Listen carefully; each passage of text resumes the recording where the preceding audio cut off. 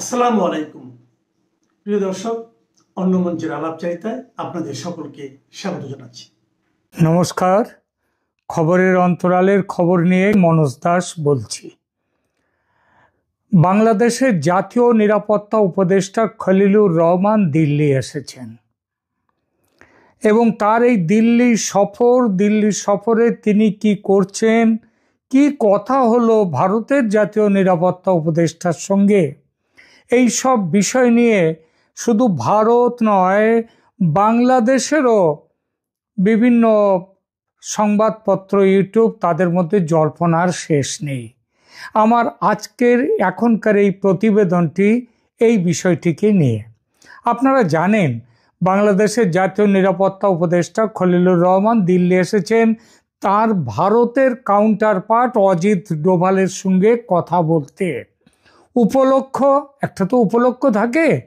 উপলক্ষ হচ্ছে কলম্বো সিকিউরিটি কনক্লেভের 7ম অধিবেশন, যে সংস্থার সদস্য হয়েছে বাংলাদেশ মাত্রই গত বছর। একেবারেই সাধারণ একটি সম্মেলন।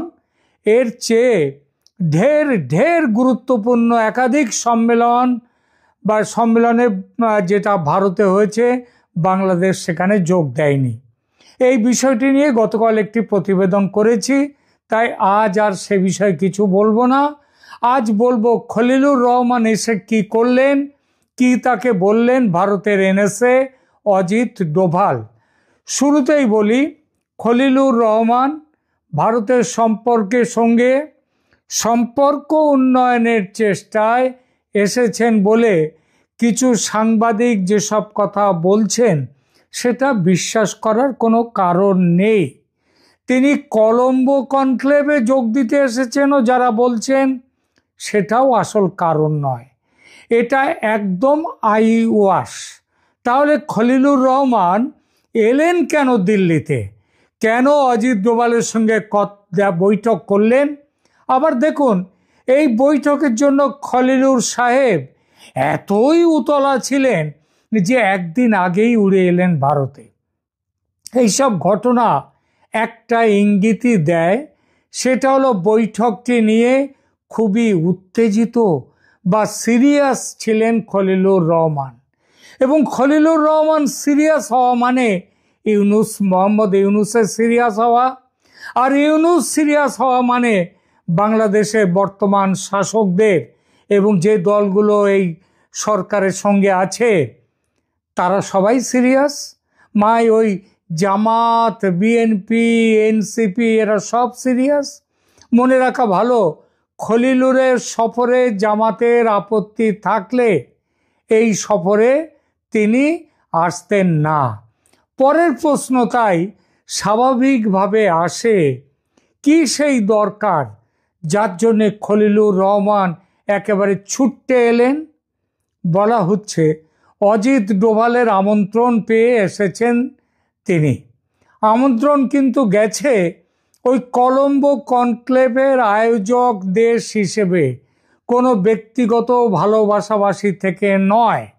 এর আগে গত অক্টোবরে, এই 1 মাস আগে, এবারের চেয়ে অন্তত 100 গুণ বেশি 2টি আন্তর্জাতিক সম্মেলন হয়েছিল দিল্লিতে। যথারীতি নিমন্ত্রণ গিয়েছিল বাংলাদেশে। আসার কথা ছিল সেনাপ্রধান ওয়াকারুজ্জামানের, তিনি আসেননি।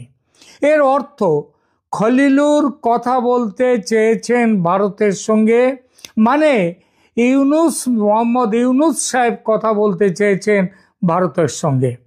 আর ভারতও চেয়েছে এই সময় কিছু কথা বলতে বা শোনাতে। তাই দ্বিপাক্ষিক বৈঠক হয়েছে। সেটা খলিলুর চেয়েছেন দ্বিপাক্ষিক বৈঠক, এবং ডোভালও অরাজি হননি। ডোভাল খলিলুর রহমানের বৈঠক যে গতকাল নয়, 19 তারিখে হয়েছে, সেটা আধিকারিক স্তরে বলা হয়েছে। তবে কি কথাবার্তা হয়েছে সে বিষয়ে দুই দেশের সরকারি মহল কিছু বলেনি। তবু খবর তো আর চাপা থাকে না। বিশেষ করে এই বৈঠকে দুই দেশের পক্ষেই বেশ কিছু অফিসারও হাজির ছিলেন এবং যাকে বলে একেবারে মুখিয়ে ছিলেন খবরের খোঁজে থাকা সাংবাদিকদের দল। তাদেরই বিভিন্ন সূত্র থেকে পাওয়া বেসরকারিভাবে যে খবর পেয়েছি, দু কথায় বলি সে কথা। বার্তালাপের পশ্চাৎপটে ছিল ভারতের পক্ষ থেকে মুখ্যত তিনটি বিষয়। এক, পাকিস্তানের সঙ্গে বাংলাদেশের অতিরিক্ত প্রেম কিভাবে ভারতের মাথা ব্যথার কারণ হয়ে উঠেছে সে ব্যাপারটি বাংলাদেশকে ভালো মতো বুঝিয়ে দেয়া। দুই, বাংলাদেশ যেভাবে ইউনূস সরকারের মদতে জঙ্গিদের স্বর্গরাজ্য হয়ে উঠেছে সেটা ভারতের শান্তি ও সুস্থিতির পক্ষে যে রীতিমতো বিপজ্জনক সেটা খলিলুর রহমানকে বুঝিয়ে দেয়া। এবং তিন, বিশেষভাবে দিল্লি বিস্ফোরণ কাণ্ডে বাংলাদেশের প্রত্যক্ষ যোগের পরিণামে ভারত কি করতে চায় বা কি করার প্ল্যান নিচ্ছে সেটা বাংলাদেশকে বুঝিয়ে দেয়া, যাতে ঠিক পথে ফিরে আসে বাংলাদেশ। আর খলিলুর রহমানের কাছে আলোচনার একটি ছিল এজেন্ডা, ভারত যেন বাংলাদেশে অপারেশন সিন্দুর পার্ট 2 কিংবা নতুন নামে কোনো সার্জিক্যাল স্ট্রাইক না করে। যারা বলছেন খলিলুর রহমান শেখ হাসিনার মৃত্যুদণ্ড এবং সেই প্রেক্ষিতে শেখ হাসিনার প্রত্যর্পণ নিয়ে কথা বলতে এসেছেন, তারা এটা মাথায় রাখেন না যে বন্দি প্রত্যর্পণ নিয়ে কথা বলাটা জাতীয় নিরাপত্তা উপদেষ্টাদের এখতিয়ারে পড়ে না, এটা তাদের কাজ নয়। সুতরাং হাসিনার প্রত্যর্পণ নিয়ে 1 মিনিটের আলোচনাও হয়নি দুজনের দ্বিপাক্ষিক বৈঠকে, এবং সেই বৈঠকটা কিন্তু 2-5 মিনিটের জন্য হয়নি, প্রায় 1 ঘন্টা 40 মিনিট 2 ক্ষেপে সেই বৈঠক হয়েছে গত 19 তারিখে। আমার কাছে যে খবর এসেছে সেটা হলো অজিত ডোভাল বাংলাদেশের একের পর এক ভারত বিরোধী পদক্ষেপ নিয়ে ভারতের প্রচণ্ড উষ্মার কথা স্পষ্ট করে বলেছেন। একাধিক বার 7 সিস্টার্স নিয়ে প্রধান উপদেষ্টার ভীষণ রকমের বিতর্কিত মন্তব্য, প্রাক্তন সেনাকর্তা তথা ইউনূসের অন্যতম কাছের মানুষ ফজলুর রহমানের চীনকে নিয়ে ভারত আক্রমণের প্রস্তাব, এরকম একের পর এক প্রসঙ্গ তুলেছেন অজিত ডোভাল। সর্বশেষ ভারতের 7 সিস্টার্স এবং পশ্চিমবঙ্গ সহ বিস্তীর্ণ এলাকাকে বাংলাদেশের মানচিত্রে অন্তর্ভুক্ত করা এবং সেই মানচিত্র সম্বলিত বইটি পাকিস্তানি জেনারেল সাইর শামসাদ মির্জাকে কেন দিয়েছেন মোহাম্মদ ইউনূস, কোন কথা কোন ছবি মাথায় রেখে, এই প্রশ্নটি করেন অজিত ডোভাল। খলিলুর রহমান এই বিষয়টিতে সরকারের সম্পৃক্ততা এড়িয়ে গিয়ে ওটা শিল্পীদের শিল্পকর্ম বলে বিষয়টি হালকা করার চেষ্টা করেন। অজিত ডোভাল তখন বলেন, ভারতের শিল্পীরা যদি বাংলাদেশের রংপুর ও চট্টগ্রামকে বাংলাদেশ থেকে বিচ্ছিন্ন করে ভারতের মানচিত্রে জুড়ে দেন এবং সেই মানচিত্র সম্বলিত বইটি প্রধানমন্ত্রী মোদি যদি আমেরিকা বা রাশিয়ার প্রেসিডেন্টের হাতে তুলে দেন, তাহলে আপনাদের কেমন লাগবে? ভালো লাগবে কি? লাগবে না। পাকিস্তানের ISI এর মদতে ও বাংলাদেশের সরকারের প্রশ্রয়ে বাড়ন্ত হওয়া জঙ্গিরা খোয়াব দেখছে ভারত দখল করে গজওয়াতুল হিন্দ প্রতিষ্ঠা করবে, তারা গ্রেটার ইসলামিক বাংলাদেশ তৈরি করবে। ISI এর কর্তারা ঘন ঘন বাংলাদেশ সফর করছে, হাফিজ সাঈদের জঙ্গি সংগঠনের নেতারা রংপুর যাচ্ছে, লালমনিরহাট ঠাকুরগাঁওয়ে জঙ্গিরা প্রশিক্ষণ নিচ্ছে।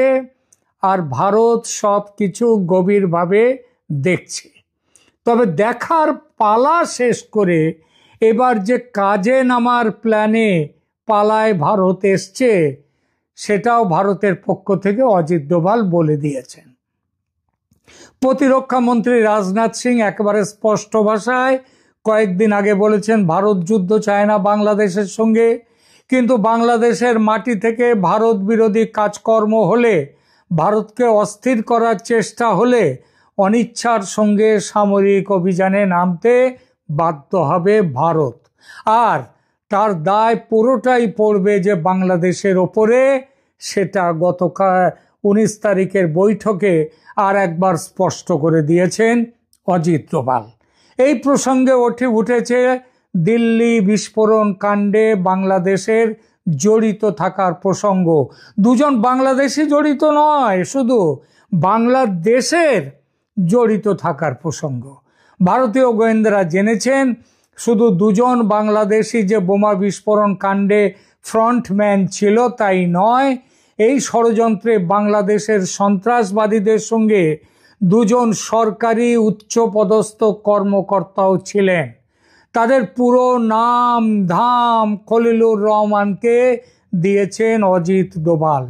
সেই সঙ্গে এটাও বলে দিয়েছেন এদের প্রত্যেককে গ্রেপ্তার করে ভারতে সন্ত্রাসবাদী হামলা চালাবার অপরাধে বিচারের জন্য ভারতীয় কর্তৃপক্ষের হাতে তুলে দিতে হবে।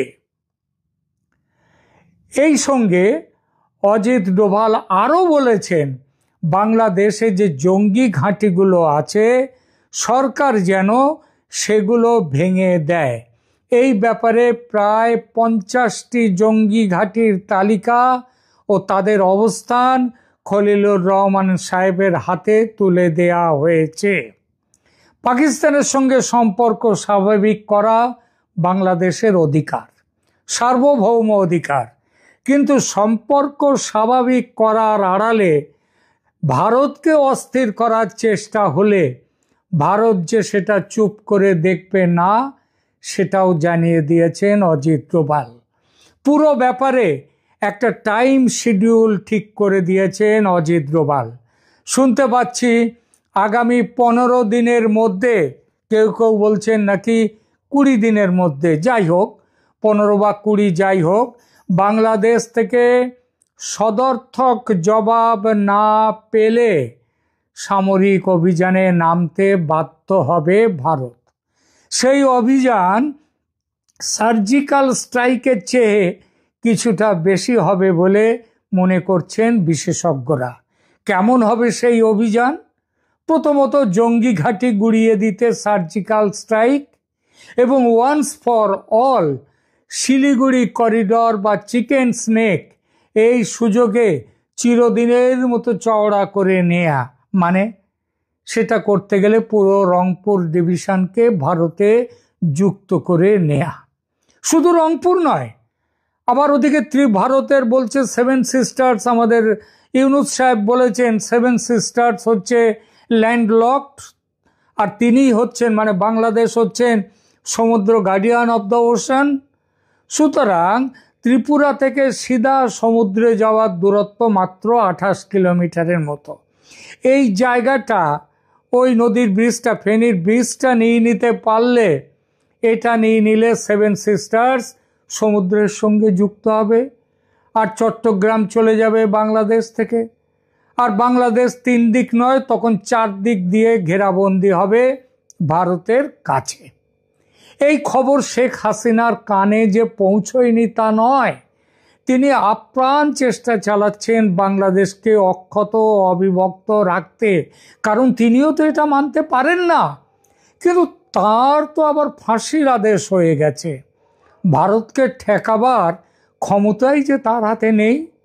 খলিলুর রহমান দেশে ফিরবার পর ইউনুসকে সব বলবেন, তবে মাঝখানে মাত্র 15 কিংবা 20 দিন।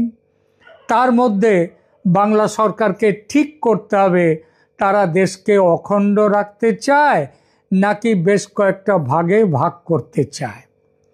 ভারতের বেঁধে দেওয়া টাইম বোমা কিন্তু টিক টিক টিক ঠিক করে চলছে। এখন সিদ্ধান্ত বাংলাদেশের বাঁচতে চায় না মরতে চায়।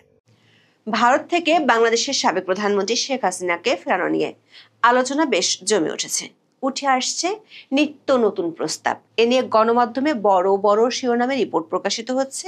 কেউ কেউ বিকল্প একাধিক প্রস্তাবও দিচ্ছেন। এরই মধ্যে সরকার একটি ভাঙা টেপ রেকর্ডার হিসেবে ইন্টারপোলের মাধ্যমে রেড নোটিশ জারির গল্প শোনাচ্ছেন, যেটি সম্ভব নয় বলে গত নভেম্বরে আমরা জানিয়েছিলাম। বলা হচ্ছে প্রত্যর্পণ চুক্তি অনুযায়ী ভারতের কাছে ফেরত চেয়ে চিঠি দেবে বাংলাদেশ। আমাদের বিশ্লেষণ হলো মৃত্যুদণ্ড দেয় সেটিও এখন ভারতীয় আইনে আর সম্ভব নয়। তবে গত দুদিন আগে চিঠি দেওয়ার কথা বেশ জোরে সোরে শোনা গেলেও বাংলাদেশের গণমাধ্যমগুলোর সবশেষ খবর হলো এ নিয়ে আপাতত মুখে কুলুপ এঁটেছে পররাষ্ট্র মন্ত্রণালয়। এরই মধ্যে আইন উপদেষ্টা 20 নভেম্বর নতুন একটি উপায়ের কথা বলেছেন। সেটি হলো সাজাপ্রাপ্ত শেখ হাসিনাকে বাংলাদেশে ফেরানোর জন্য আন্তর্জাতিক অপরাধ আদালতের কোনো রকম অ্যাপ্রোচ করা যায় কিনা সেটা বিচার বিবেচনা করার জন্য অচিরেই সিদ্ধান্ত নেবে তার সরকার। দর্শক, আইন উপদেষ্টার এই কথা থেকে স্পষ্ট বোঝা যাচ্ছে আন্তর্জাতিক আদালতের এখতিয়ার ও বিচারের প্রক্রিয়া এবং সীমাবদ্ধতা নিয়ে তার কোনো ধারণা নেই, যেমনটি এর আগে ছিল না ইন্টারপোল নিয়েও। আমাদের বিশ্লেষণ হলো আইসিসির কাছে আবেদন করলে উল্টো বাংলাদেশের আদালতের বিচার প্রক্রিয়ার স্বচ্ছতা ও নিরপেক্ষতা নিয়ে বিরাট প্রশ্ন উঠবে, যে নালিশটি এরই মধ্যে আওয়ামী লীগ জাতিসংঘের কাছে করে রেখেছে। তার চেয়েও বড় কথা হলো আইসিসির কোনো ক্ষমতাই নেই ভারত থেকে শেখ হাসিনাকে বাংলাদেশে ফেরত আনার। কারণ আইসিসি কাউকে হেগের পথে নিয়ে যেতে পারে, ঢাকার পথে পাঠাতে পারে না। তাহলে আইনের শিক্ষক হয়েও কেন আসিফ নজরুল কিছুদিন পর পর এমন অসম্ভব আইনি পথ দেখান? 20 নভেম্বর অন্তর্বর্তী সরকার উপদেষ্টা পরিষদের বৈঠকের পর রাজধানীর ফরেন সার্ভিস একাডেমিতে সংবাদ সম্মেলনে কথা বলেন আইন উপদেষ্টা। সেখানে তিনি ভারতে থাকা বাংলাদেশের সাবেক প্রধানমন্ত্রী শেখ হাসিনাকে ফেরত আনার জন্য নতুন একটি পথের সম্ভাবনার কথা তুলে ধরেন। তিনি জানান, আন্তর্জাতিক অপরাধ আদালত বা আইসিসির মাধ্যমে শেখ হাসিনাকে ফেরত আনা যায় কিনা সেটি খতিয়ে দেখবে। আইন উপদেষ্টার এমন বক্তব্যে একটি প্রশ্ন উঠে আসে, সেটি হলো আন্তর্জাতিক অপরাধ আদালত বা আইসিসি কি এমন এক বৈশ্বিক পুলিশি সংস্থা যারা চাইলেই যে কোনো দেশ থেকে অপরাধীকে ধরে এনে বিচার করতে পারে বা নিজ দেশে ফেরত পাঠাতে পারে? রোম সংবিধি বা রোম স্ট্যাটিউটের আইনি লেন্স দিয়ে দেখলে বোঝা যাবে এই ধারণাটি কেবল ভুলই নয়, বরং আইসিসির মূল ম্যান্ডেটের সাথে সাংঘর্ষিক। তার মানে গোড়াতে একটি মৌলিক আইনি ভুল আসার কথা শোনাচ্ছেন আইন উপদেষ্টা। আন্তর্জাতিক আইনে সমর্পণ বা সারেন্ডার এবং প্রত্যর্পণ বা এক্সট্রাডিশন দুটি সম্পূর্ণ ভিন্ন ধারণা, যা রোম সংবিধির 102 অনুচ্ছেদে স্পষ্ট করা হয়েছে। সারেন্ডার হলো এমন একটি প্রক্রিয়া যার মাধ্যমে কোনো রাষ্ট্র একজন ব্যক্তিকে আন্তর্জাতিক অপরাধ আদালত বা আইসিসির কাছে হস্তান্তর করে, অর্থাৎ অভিযুক্তের গন্তব্য হলো নেদারল্যান্ডসের হেগ। অন্যদিকে প্রত্যর্পণ বা এক্সট্রাডিশন হলো দুটি সার্বভৌম রাষ্ট্রের মধ্যে দ্বিপাক্ষিক বা বহুপাক্ষিক চুক্তির ভিত্তিতে এক রাষ্ট্র থেকে অন্য রাষ্ট্রে অপরাধী হস্তান্তরের প্রক্রিয়া। এখানে আইসিসির কোনো প্রত্যক্ষ ভূমিকা নেই। রোম সংবিধির 89 অনুচ্ছেদ অনুযায়ী আইসিসি কোনো ব্যক্তির গ্রেপ্তার বা সমর্পণের জন্য রাষ্ট্রগুলোর কাছে অনুরোধ জানাতে পারে, কিন্তু এই অনুরোধের উদ্দেশ্য হলো সেই ব্যক্তিকে আইসিসির নিজস্ব ডিটেনশন সেন্টারে নিয়ে আসা এবং আইসিসির বিচারকদের সামনে বিচার করা। রোম সংবিধির কোথাও এমন কোনো বিধান নেই যা আইসিসিকে ক্ষমতা দেয় কোনো ব্যক্তিকে এক দেশ থেকে অন্য দেশে পাঠানোর নির্দেশ দেওয়ার। তার মানে বাংলাদেশ সরকার যদি আইসিসির কাছে এমন কোনো আবেদন করে যে শেখ হাসিনাকে ভারত থেকে বাংলাদেশে ফেরত পাঠানোর ব্যবস্থা করুন, তবে তা আইসিসির এখতিয়ার বহির্ভূত বলে গণ্য হবে। দর্শক, বিষয়টিকে আইনের ভাষায় বলা হয় আল্টাফায়ার্স। আইন উপদেষ্টাকে জানতে হবে আইসিসি কোনো পোস্ট অফিস বা মধ্যস্থতাকারী সংস্থা নয় যা এক দেশের আসামিকে অন্য দেশে পার্সেল করবে। আইসিসি গ্রেপ্তারি পরোয়ানা জারি হলে তার গন্তব্য হবে একমাত্র আইসিসি নিজেই। দর্শক, আইন অনুযায়ী আইসিসি হলো একটি লাস্ট রিসোর্ট বা সবশেষ আশ্রয়স্থল। রোম সংবিধির প্রস্তাবনা এবং 1 ও 17 অনুচ্ছেদে পরিপূরকতার নীতি বা কমপ্লিমেন্টারিটির কথা বলা হয়েছে। এর অর্থ হলো আইসিসি তখনই হস্তক্ষেপ করবে যখন কোনো জাতীয় বিচার ব্যবস্থা তদন্ত বা বিচার করতে অনিচ্ছুক বা অক্ষম হয়। বাংলাদেশের বর্তমান প্রেক্ষাপটে অন্তর্বর্তী সরকার নিজস্ব ট্রাইব্যুনালে শেখ হাসিনার বিচার করছে এবং তাকে মৃত্যুদণ্ড দিয়েছে। অর্থাৎ বাংলাদেশ রাষ্ট্র বিচার করতে শুধু ইচ্ছুকই ছিল না, সক্ষমতা প্রমাণ করেছে। এই অবস্থায় আইসিসির হস্তক্ষেপ চাওয়ার আইনি ভিত্তি দুর্বল হয়ে পড়েছে। যদি বাংলাদেশ আইসিসির কাছে যায় তবে তাদের স্বীকার করে নিতে হবে যে জাতীয় পর্যায়ে এই বিচার সুষ্ঠুভাবে করা সম্ভব নয়, যা বাংলাদেশের আইসিটি আদালতের বিচার প্রক্রিয়া ও রায়কে প্রশ্নবিদ্ধ করবে। দর্শক, বর্তমান অবস্থায় আইসিসিতে গেলে কি হতে পারে তার সাথে আরেকটি খুবই গুরুত্বপূর্ণ প্রশ্ন জড়িয়ে আছে। সে প্রশ্নটি হলো, আইসিসি কি শেখ হাসিনার মৃত্যুদণ্ড কার্যকর করতে সহায়তা করবে? উত্তর হলো না। শুধু নাই নয়, একটি বড় না। রোম সংবিধির 77 অনুচ্ছেদ অনুযায়ী আইসিসি সর্বোচ্চ যে শাস্তি প্রদান করতে পারে তা হলো 30 বছরের কারাদণ্ড অথবা অপরাধের তীব্রতা বিবেচনা করে যাবজ্জীবন কারাদণ্ড। আইসিসির আইনে মৃত্যুদণ্ডের কোনো স্থান নেই। এর পেছনের কারণ হলো আইসিসির অন্যতম প্রধান পৃষ্ঠপোষক ইউরোপীয় ইউনিয়ন এবং মানবাধিকার সংগঠনগুলোর মৃত্যুদণ্ড বিরোধী কঠোর অবস্থান। এখানেই তৈরি হয় এক বিশাল আইনি প্যারাডক্স বা কূটাভাস। যদি বাংলাদেশ সরকার শেখ হাসিনাকে ফেরানোর জন্য আইসিসির দ্বারস্থ হয় এবং তর্কের খাতিরে ধরে নিলাম আইসিসি শেখ হাসিনাকে গ্রেপ্তার করে নিজেদের হেফাজতে নিল, তাহলে শেখ হাসিনা কার্যত মৃত্যুদণ্ড থেকে বেঁচে যাবেন। যদি সেটি সম্ভব হয় তাহলে শেখ হাসিনা থাকবেন হেগের শীতাতপ নিয়ন্ত্রিত কারাগারে, ঢাকার কোনো ফাঁসি কাছে নয়। আন্তর্জাতিক আইনে এই পরিস্থিতিকে বলা হয় ফোরাম শপিং, যেখানে আসামিরা অনেক সময় মৃত্যুদণ্ড এড়াতে আন্তর্জাতিক আদালতের বিচার প্রার্থনা করে। সুতরাং শেখ হাসিনাকে দেশে ফিরিয়ে এনে মৃত্যুদণ্ড কার্যকর করার আইন উপদেষ্টার যে রাজনৈতিক আকাঙ্ক্ষা তা আইসিসির মাধ্যমে বাস্তবায়ন করা কার্যত অসম্ভব। দর্শক, তত্ত্বের বাইরে গিয়ে একটু ইতিহাসের দিকে তাকাই। সেখানে লিবিয়ার সাইফ আল ইসলাম গাদ্দাফির মামলাটি বর্তমান পরিস্থিতির জন্য একটি নিখুঁত উদাহরণ। মুয়াম্মার গাদ্দাফির পতনের পর তার পুত্র সাইফ আল ইসলামকে লিবিয়ার আদালত মৃত্যুদণ্ড দেয়, কিন্তু আইসিসিও তার বিরুদ্ধে মানবতার বিরুদ্ধে অপরাধের জন্য পরোয়ানা জারি করেছিল। লিবিয়া সরকার আইসিসিকে চ্যালেঞ্জ করে বলে তারা সাইফের বিচার করতে সক্ষম এবং তাকে লিবিয়ায় মৃত্যুদণ্ড দেওয়া হবে। আইসিসি লিবিয়ার এই দাবি প্রত্যাখ্যান করেছিল। আইসিসি এবং মানবাধিকার সংস্থাগুলো লিবিয়ার মৃত্যুদণ্ডের রায়ের তীব্র বিরোধিতা করেছিল এবং তাকে হেগে নিয়ে আসার জন্য চাপ প্রয়োগ করেছিল। এই নজির থেকে এটি স্পষ্ট যে আইসিসি কোনো জাতীয় আদালতের মৃত্যুদণ্ড কার্যকর করার সহায়ক শক্তি হিসেবে কাজ করে না, বরং অনেক ক্ষেত্রে এটি জাতীয় আদালতের মৃত্যুদণ্ড রায়ের প্রতিবন্ধক হিসেবে আবির্ভূত হয়। দর্শক, আরও একটি কারণে আইসিসিতে আবেদন করেও কোনো লাভ হবে না। শেখ হাসিনা বর্তমানে ভারতে অবস্থান করছেন, তাই আইসিসির কোনো পরোয়ানা বা অনুরোধ ভারতে কতটা কার্যকর হবে তা নির্ভর করে আন্তর্জাতিক আইনের সাথে ভারতের সম্পর্কের উপর। ভারত রোম সংবিধিতে স্বাক্ষরকারী দেশ নয়। ভারত, চীন, রাশিয়া এবং যুক্তরাষ্ট্রের মতো পরাশক্তিগুলো আইসিসির সদস্যপদ গ্রহণ করেনি। এর অর্থ হলো রোম সংবিধির 86 অনুচ্ছেদ অনুযায়ী কেবল সদস্য রাষ্ট্রগুলোই আইসিসির অনুরোধে সহযোগিতা করতে বাধ্য। যেহেতু ভারত সদস্য নয়, তাই আইসিসির কোনো গ্রেপ্তারি পরোয়ানা বা নোট ভার্বাল ভারতকে আইনিভাবে বাধ্য করতে পারে না। আবার ভারত সরকার সম্পূর্ণ নিজস্ব ইচ্ছায় আইসিসির সাথে সহযোগিতা করতে পারে, কিন্তু ঐতিহাসিকভাবে ভারত আইসিসির এখতিয়ারকে তাদের জাতীয় সার্বভৌমত্বের উপর হস্তক্ষেপ হিসেবে দেখে এসেছে।